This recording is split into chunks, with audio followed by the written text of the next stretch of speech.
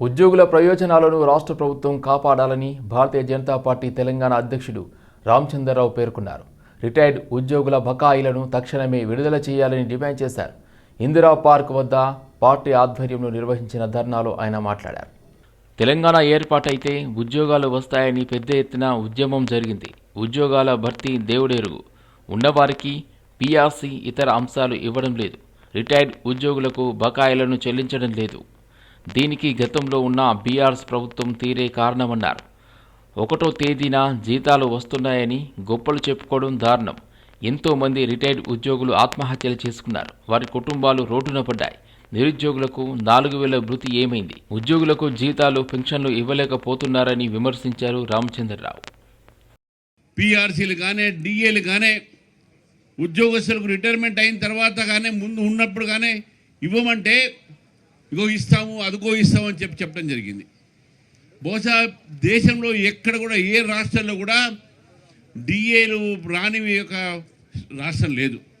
కానీ మన రాష్ట్రంలోనే 5 డిఏలు రావాల్సిన చోట కేవలం 1 డిఏ మాత్రమే ఇవ్వటం జరిగింది ఈ యొక్క ప్రభుత్వం.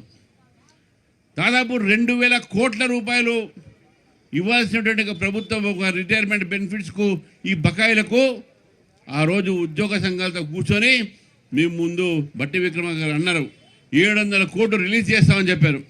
కానీ ఈ రోజు కూడా 1 రూపాయి కూడా విడుదల చేయనటువంటి ప్రభుత్వం కాంగ్రెస్ ప్రభుత్వం. మళ్ళీ ముఖ్యమంత్రి గారు అంటారు ఉద్యోగస్తులు జీతాలు వచ్చినప్పుడు రిటైర్మెంట్ బెనిఫిట్స్ ఇవ్వాల్సినప్పుడు నా దగ్గర డబ్బులు లేవు, ఏం చేయమంటావు, నేను ఎక్కడి నుంచి తీసుకురాను, మళ్ళీ ఎక్కడి నుంచి తీసుకురాను అనేటువంటి వ్యక్తి నువ్వు మరి పెద్ద పెద్ద వాగ్దానాలు ఎందుకు చేసినావు, పెద్ద పెద్ద మాటలు ఎందుకు మాట్లాడినావు?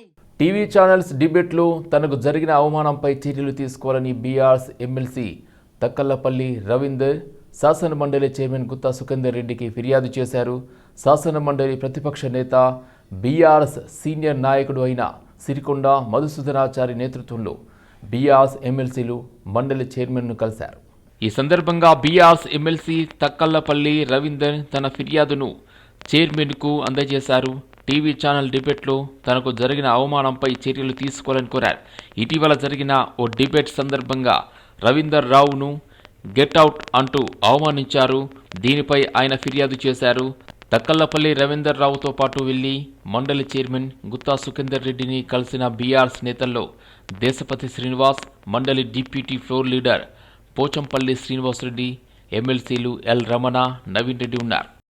వారు ఒక సందర్భంలో అన్నటువంటి మాటను ఉపసంహరించుకోవాలి అనంటే నేను మాట్లాడింది తప్పు కాదు, నేను అన్న మాటకు కట్టుబడి ఉన్నా అనేటువంటి విషయాన్ని పదే పదే చెప్పినప్పటికీ చాలా ఎమోషనల్గా ఒక ఎమ్మెల్యే స్థాయి గౌరవ సభ్యుడి పట్ల వ్యవహరించాల్సినటువంటి తీరు కంటే భిన్నంగా బిగ్గరగా అరుస్తూ గెట్అవుట్ ఫ్రమ్ మై డిబేట్ అనేటువంటి విషయాన్ని 1కి 4 సార్లు చెప్పి అవమానించడం జరిగింది. కాబట్టి పిలిచింది ఛానల్ వాళ్ళే అంటే ఈ పిలవడం వెనుక ఆంతర్యం దుర్మార్గపు ఒక ప్లాన్డ్ స్ట్రాటజీతో ఇరికించాలి, బీఆర్ఎస్ పార్టీని మాలిన్యపరచాలనేటువంటి ఆలోచనతో జరిగింది. కాబట్టి వారి కుట్రను అర్థం చేసుకున్నటువంటి రవీందర్ రావు గారు తన చర్చలో భాగంగా వాస్తవాలను బయటికి తీసి ఎవరైతే పిలిచిందో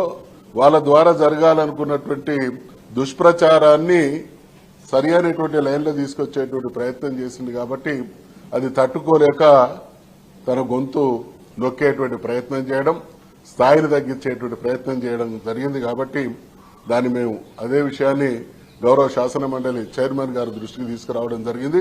ఇది రవీందర్ రావు గారికి వ్యక్తిగతంగా జరిగినటువంటి అవమానం మాత్రమే కాదు, గౌరవ శాసన మండలి సభ్యులందరికీ జరిగినట్టుగా మేము భావిస్తా ఉన్నాం. దొంగ దీక్షలు చేస్తూ కంటోన్మెంట్ ప్రజలను మభ్యపెట్టే ప్రయత్నం ఎమ్మెల్యే శ్రీ గణేష్ చేస్తున్నారని కంటోన్మెంట్ బీజేపీ నాయకుడు బోర్డు మాజీ వైస్ ప్రెసిడెంట్ రామకృష్ణ ఆరోపించారు. కంటోన్మెంట్కి ఒక ప్రత్యేకత ఉంటుందని, భద్రతా దృష్ట్యా ఆర్మీ నిబంధనలు ఉంటాయని, బహుళ అంతస్తుల భవనాలు లేకపోవడంతో కంటోన్మెంట్లో ఎక్కువ శాతం పచ్చదనం ఉంటుందని రామకృష్ణ అన్నారు. కంటోన్మెంట్లోని బంగ్లాలు ఆర్మీ ల్యాండ్లోని ప్రభుత్వ భూములను కబ్జా చేయడానికి విలీనం నాటకం ఆడుతున్నారని రామకృష్ణ దుయ్యబట్టారు. జీహెచ్ఎంసీలోనే అరకొర వసతులు ఉన్నాయని, ఉద్యోగులకు కూడా జీతాలు ఇవ్వలేని పరిస్థితి ఏర్పడిందన్నారు. కాంట్రాక్టర్ల బిల్లులు లేక ధర్నాలు చేసే పరిస్థితి జీహెచ్ఎంసీలో ఉందన్నారు. అలాంటప్పుడు ప్రశాంతంగా ఉన్న కంటోన్మెంట్ను జీహెచ్ఎంసీలో కలపడం వల్ల లాభమేంటో కాంగ్రెస్ నాయకులు చెప్పాలని రామకృష్ణ డిమాండ్ చేశారు. మా స్టాండర్డ్ రేట్స్, మా ఎస్టీఆర్ రేట్స్ ప్రకారం మేము మీకు బిల్లింగ్ చేసినామని మేము అంటున్నాం. అచ్చా, మేము కొన్ని ఓపెన్ ల్యాండ్స్ ఉన్నాయి, వాళ్ళు వాడతలేరు. అదే ప్రజలు ఒక ల్యాండ్ వాడకపోతే దానికి మేము ట్యాక్స్ వేయం, కానీ ఆర్బీకి వేస్తున్నాం. ఎందుకంటే మాకు ఫండ్స్ కావాలి కాబట్టి, మాకు కూడా ఖర్చులు ఉన్నాయి, మాకు కూడా ఓవర్ హెడ్స్ ఉన్నాయి, మాకు మెయింటెనెన్స్ ఉంది, మేము మా ఎక్స్పెన్సెస్ మీట్ కావాలా, పబ్లిక్ కి కావాల్సిన డిమాండ్స్ మీట్ కావాలని మేము వాళ్ళకు కూడా ఇస్తున్నాం. వాళ్ళు అది కూడా తప్పు పట్టారు. మేము వాడుకునే జాగాకి వేయండి, వాడుకోని జాగాకి ఎందుకు వేస్తున్నారండి. సో ఈ విషయం నిర్ణయం హైయెస్ట్ లెవెల్ అంటే మినిస్ట్రీ తీసుకోవాలా. కాబట్టి తప్పకుండా ఇంకొక 6 months 1 year అవుతుంది. దీని మీద ఇప్పటికే 3 మీటింగ్లు జరిగినాయి. నేను ఒక మీటింగ్ లో ఉన్న ప్రధాన అధికారులు, ఆర్మీ అధికారులు అందరూ కూడా నేను సొంతంగా స్వయంగా కూడా కలవడం జరిగింది. అదేవిధంగా కిషన్ రెడ్డి గారు కూడా వాళ్ళని కలవడం జరిగింది. మేము తప్పకుండా సర్వీస్ ఛార్జెస్ పూర్తిగా ప్రయత్నం చేస్తాం. దీని అర్థం కాంగ్రెస్ వాళ్ళు దాన్ని తేవద్దు, లేదా బీఆర్ఎస్ వాళ్ళు పోయి దానికోసం గొడవ చేద్దని అర్థం లేదు. వాళ్ళిద్దరికి పూర్తి స్వేచ్ఛ ఉంది. వాళ్ళు కెరసనాయిల్ పోసుకుంటారా, పెట్రోల్ పోసుకుంటారా, లేదా మ్యాచ్ బాక్స్ ఇక్కడ మర్చిపోయి పోసుకుంటారా, ఏమైనా చేసుకోవచ్చు. కానీ దాని మీద ప్రయత్నం చేసి పోరాడమండి. నాకు స్టేట్ గవర్నమెంట్ బాకీ ఉండే మేము మా భారతీయ జనతా పార్టీ కార్యకర్తలను ధర్నా చేసినాం, ఎస్ఆర్ ఆఫీస్ ముట్టడిచ్చినాము, కోర్టుకు పోయినాం, వాళ్ళ మెడ నుంచి పైసలు తెచ్చుకున్నాం. మరి వాళ్ళు చేతగారు వాళ్ళు చెప్పండి, గాజులు కొనిస్తాం, వేసుకోమనండి, మేము ప్రయత్నం చేసి తెస్తాం. అన్ని మేము తెస్తే వాళ్ళకి. రామచంద్రపురం డివిజన్ పరిధిలోని రాయసముద్రం చెరువు సుందరీకరణ పనులపై బీహెచ్ఈఎల్ యాజమాన్యం తీరుపై హైడ్రా కమిషనర్ రంగనాథ్ తీవ్రస్థాయిలో మండిపడ్డారు. అభివృద్ధి పనులను అడ్డుకుంటే చట్టపరమైన చర్యలు తీసుకుంటామని హెచ్చరించారు. సంగారెడ్డి జిల్లా రామచంద్రపురంలో హైడ్రా కమిషనర్ రంగనాథ్ పర్యటించారు. రాయసముద్రం చెరువు సుందరీకరణ పనులు ఏళ్ల తరబడి పెండింగ్లో ఉండటంపై ఆయన ఆరా తీశారు. ఇప్పటికే 3 సార్లు శంకుస్థాపనలు జరిగిన పనులు ముందుకు సాగకపోవడానికి బీహెచ్ఈఎల్ యాజమాన్యమే కారణమని స్థానికులు ఆరోపిస్తున్నారు. చెరువు కబ్జాకు గురవుతుందన్న సాకుతో సుందరీకరణ పనులను అడ్డుకున్న బీహెచ్ఈఎల్ అధికారులకు రంగనాథ్ చురకలంటించారు. చెరువు అనేది ప్రజల ఆస్తి, ఇది ఎవరి సొంతం కాదు అని ఆయన స్పష్టం చేశారు. హైడ్రా అధికారుల బృందము ప్లస్ ఇంకా ఇతర అధికారులు హెచ్ఎండిఏ, బిహెచ్ఎల్, ఇరిగేషన్ అండ్ అట్లనే ఇక్కడ స్థానిక కార్పొరేటర్ గారు నగేష్ గారు అండ్ శశికళ గారు, ఇంకా ఇక్కడ ఉన్నటువంటి ఇతర కాలనీ అసోసియేషన్ ప్రెసిడెంట్ గా నూతనంగా ఎలక్ట్ అయిన వారు అందరూ కూడా, స్థానికులందరూ కూడా ఇక్కడ వచ్చి ఈ రాయసముద్రం చెరువును విజిట్ చేశాము. విజిట్ చేసినప్పుడు ఇది పెద్ద చెరువు, 120 ఎకరాల చెరువు ఇది యాక్చువల్గా వచ్చేసి ఇది మంచి చూస్తే కనుక చాలా పక్షులు కూడా, అంటే వలస పక్షులు చాలా కూడా ఇక్కడ మైగ్రేటరీ బర్డ్స్ అంతా కూడా ఇక్కడ కనబడుతున్నాయి. చాలా అద్భుతమైన లేక్ ఇది. సో స్థానికంగా ఇక్కడ వీళ్ళ పబ్లిక్ నుంచి మాకు ఇది హైడ్రా అధికారులు ఇక్కడ కొన్ని చిన్న చిన్న టెక్నికల్ ఇష్యూస్ వచ్చినాయి. అంటే బిహెచ్ఎల్ వాళ్ళు వచ్చేసి ఇది మా ల్యాండ్ అని చెప్పేసి వాళ్ళు క్లెయిమ్ చేయటము, ఇక్కడ ఏదైతే చెరువుకి కొన్ని మరమ్మత్తు పనులో లేకపోతే డీసిల్టింగో లేకపోతే బండు ఫార్మేషన్ బ్యూటిఫికేషన్ పనులకి బిహెచ్ఎల్ కొంతమంది అధికారులు వాళ్ళు ఇది మా ల్యాండ్ అని చెప్పి వాళ్ళు అడ్డు చెప్తున్నారని చెప్పేసి అనేటటువంటి ఒక మాకు ఇచ్చినటువంటి ఒక కంప్లైంట్ మీద మేము ఇక్కడ వచ్చి బిహెచ్ఎల్ అధికారులు కూడా ఉన్నారు. వీళ్ళందరితో కూడా డిస్కస్ చేసినప్పుడు ఇది చెరువు, ఇది క్లియర్గా ఇది కమ్యూనిటీ అసెట్, ఇది వాటర్ బాడీ ఇది. సో ఇది గతంలో ఈ ల్యాండ్ ఇక్కడ బిహెచ్ఎల్కి కూడా ఇచ్చి ఉండొచ్చు, దాంట్లోకి మేము వెళ్ళట్లేదు. బట్ ఇది డెఫినెట్గా కమ్యూనిటీ అసెట్ కాబట్టి ఇది అందరికి సంబంధించిన ఆస్తి ఉంటుంది. భారతదేశంలో అత్యంత విశ్వసనీయమైన ట్రావెల్ బ్రాండ్లలో ఒకటైన సదరన్ ట్రావెల్స్ తమ వార్షిక ఫ్లాగ్షిప్ సేల్ హాలిడే మార్ట్ను ప్రారంభించినట్లు ప్రకటించింది. ఈ ప్రత్యేక ట్రావెల్ ఫెస్టివల్లో దేశీయ మరియు అంతర్జాతీయ టూర్ ప్యాకేజీలపై అద్భుతమైన డిస్కౌంట్లు, ప్రత్యేక ఆఫర్లు అందుబాటులో ఉంచారు. జనవరి 24, 2026 నుండి ప్రారంభం కానున్న ఈ హాలిడే మార్ట్ ద్వారా భారతదేశం నలుమూలల నుండి ప్రయాణికులు తమ కలల విహారయాత్రలను అత్యంత ఆకర్షణీయమైన ధరల్లో బుక్ చేసుకునే అవకాశం ఉండనుంది. భారతదేశంలోని సుందరమైన పర్యాటక ప్రాంతాల నుండి విదేశాల్లోని ప్రముఖ గమ్యస్థానాల వరకు ప్రతి ప్రయాణికుడికి ఆకర్షణీయమైన ధరలతో హాలిడే మార్ట్ అందిస్తుంది. ఈ సందర్భంగా southern travels managing director Krishnamohan Alapati, joint manager director Venkata Praveen Kumar Alapati మాట్లాడారు. జనవరి 24 నుంచి 24th జనవరి నుంచి 16 ఫిబ్రవరి వరకు హాలిడే మార్క్ కండక్ట్ చేస్తున్నామండి. ఇది సమ్మర్ హాలిడేస్ని ఉద్దేశించి కండక్ట్ చేస్తున్నాం. సో దట్ మేము ఇప్పుడు కనుక బుక్ చేసుకుంటే బెస్ట్ రేట్స్, బెస్ట్ డిస్కౌంట్స్ వస్తాయి. దీనివల్ల మీకు ముందుగానే మీ పేరు నమోదు చేసుకుంటారు, మీ ఫ్యామిలీ మెంబర్స్ ఎంతమంది వెళ్తారు, లేదా గ్రూప్ వెళ్తారా, ఫ్రెండ్స్ వెళ్తారా చేస్తారు. ముందుగానే ఫ్లైట్ టికెట్ బుక్ చేసుకోవచ్చు, return up and down flight ticket book చేసుకోవచ్చు. అక్కడ హోటల్స్ రూమ్ బ్లాక్ చేసుకోవచ్చు. అక్కడ మీకు ఒక ట్రాన్స్పోర్ట్ ఎయిర్పోర్ట్ ఒకటి అయిపోతుంది. గ్రూప్ అయితే టూర్ మేనేజరు మీతో పాటు బయలుదేరి మళ్ళీ వాపస్ మీతో పాటు ఉంటాడు. అక్కడక్కడ ప్లేసెస్లో అక్కడ టూర్ మేనేజర్ ఆ కంట్రీకి వెళ్ళినప్పుడు అక్కడ అతను కూడా ఇదే గ్రూప్తో పాటు కూడా ఉంటాడు. అండ్ మీరు పాస్పోర్ట్ లేని వాళ్ళకి పాస్పోర్ట్ మేము హెల్ప్ చేస్తామండి. వచ్చేటప్పుడు మనకి లీజర్ ట్రావెల్స్ అంటే ఫ్యామిలీ, జస్ట్ ఫ్యామిలీలో అనుకునేవి. అంటే ఇక్కడ మనకి కేరళ కానీ లేకపోతే కాశ్మీర్ కానీ, సో గోవా సార్ చెప్పినట్టు గోవా కానీ, లేకపోతే అండమాన్స్. అదే ఇంకా మీకు పార్ట్ ఆఫ్ సౌత్లో వచ్చినా కూడా ఏంటంటే నార్త్లో వచ్చేటప్పుడు మీకు లడాక్, జమ్మూ కాశ్మీర్, డార్జిలింగ్, గ్యాంగ్టాక్, ఇవి అనేది ఇండియాలో వచ్చే ఒక బ్యూటిఫుల్ డెస్టినేషన్.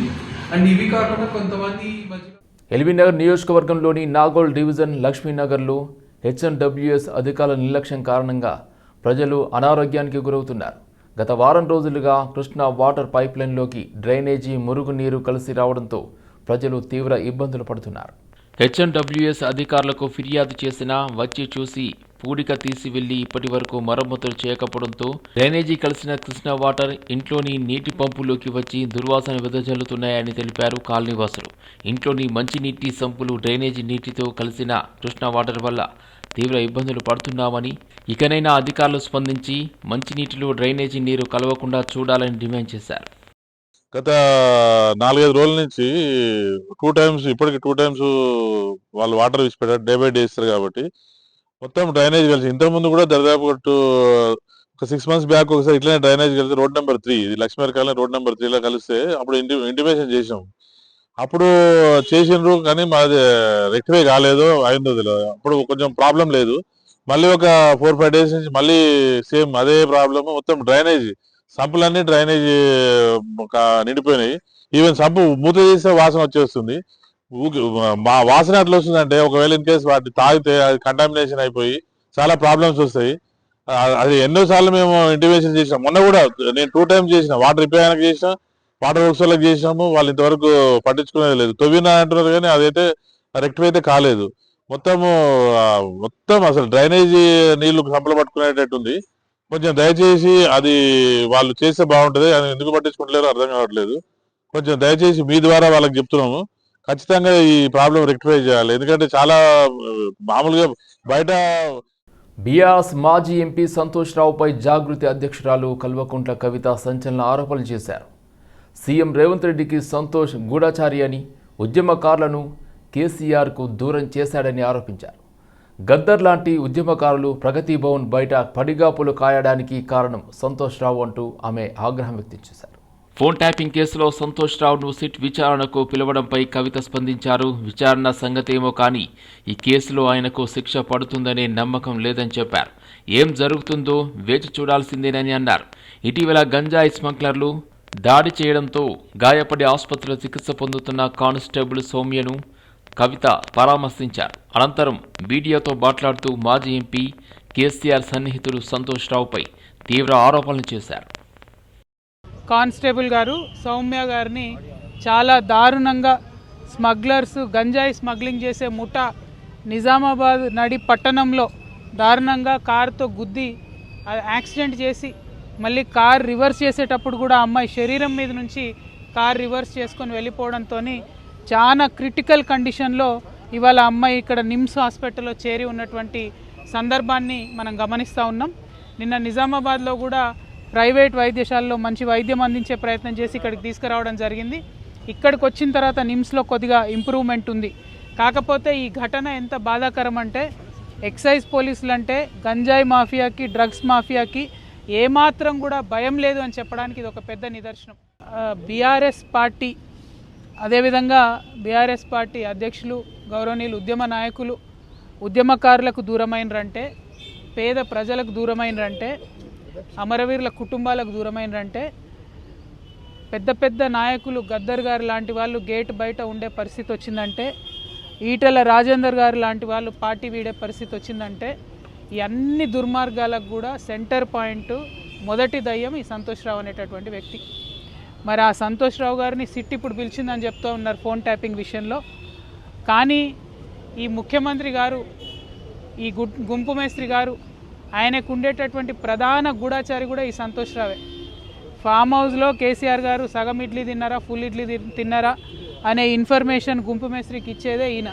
మరి గుంపు మేస్త్రి గారి ఆయన గూఢాచారిని శిక్ష వేస్తాడా లేదా నాకు తెలియదు, నాకైతే నమ్మకం లేదు. సిట్టు పిలవడం వరకు బాగానే ఉంది, తదుపరి చర్యలు ఎట్లుంటాయనేటటువంటి అంశాన్ని చూడాలి. అదేవిధంగా మరి బీఆర్ఎస్ పార్టీ కార్యకర్తల నాయకులు కూడా గమనించుకోవాలి. ఇటువంటి దుర్మార్గుడికి హరీష్ రావు గారు, కేటీఆర్ గారు ట్వీట్స్ చేపెట్టి వత్తాసు పలకడం ఎందుకో అర్థమైతలేదు.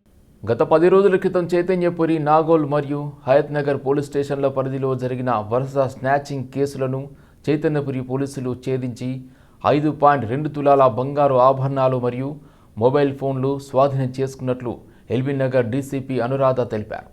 న్యూఢిల్లీకి చెందిన అంతర్రాష్ట్ర స్నాచింగ్ ముఠా సభ్యులు అక్షయ్ కుమార్ శర్మను మరియు హర్యానాకి చెందిన రోహిత్ను అరెస్ట్ చేయడం జరిగింది. ప్రధాన నిందితుడిపై న్యూఢిల్లీలో 21 కేసులు నమోదవగా మరో నిందితుడు రోహిత్పై న్యూఢిల్లీ మరియు మహారాష్ట్రలో 13 కేసులు నమోదయ్యాయి. ఇద్దరు నిందితులపై హైదరాబాద్ మరియు మల్కాజ్గిరి కమిషనరేట్ పరిధిలో గత 6 నెలల్లో 9 కేసులు నమోదయ్యాయి. నిందితులను ఢిల్లీలో అదుపులోకి తీసుకున్నట్లు రిమాండ్కి తరలించి మరలా కస్టడీలోకి తీసుకుని నిందితులను విచారణ చేయనున్నట్లు డీసీపీ అనురాధ తెలిపారు. పెచ్చులూడి పడుతున్న శ్రీ చైతన్య స్కూల్ భవనం విద్యార్థుల భద్రతపై ఆందోళన కలిగిస్తుంది. స్కూల్లో తరగతులు కొనసాగుతున్న సమయంలో భవనం నుండి పెచ్చులు ఊడిపడడంతో 8వ తరగతి విద్యార్థికి స్వల్ప గాయాలయ్యాయి. ఘటన విషయం తెలుసుకున్న వెంటనే స్కూల్ సిబ్బంది విద్యార్థికి ప్రథమ చికిత్స అందించారు. అయితే పాత భవనం నిర్వహణ లోపంలో ఈ ప్రమాదానికి కారణమని విద్యార్థుల తల్లిదండ్రులు ఆరోపిస్తున్నారు. ఈ ఘటనను నిరసిస్తూ స్కూల్ ముందు విద్యార్థి సంఘాలు ఆందోళనకు దిగాయి. విద్యార్థుల ప్రాణాలతో ఆటలాడకూడదని, భవనం భద్రతపై తక్షణమే తనిఖీలు చేపట్టాలని వారు డిమాండ్ చేశారు.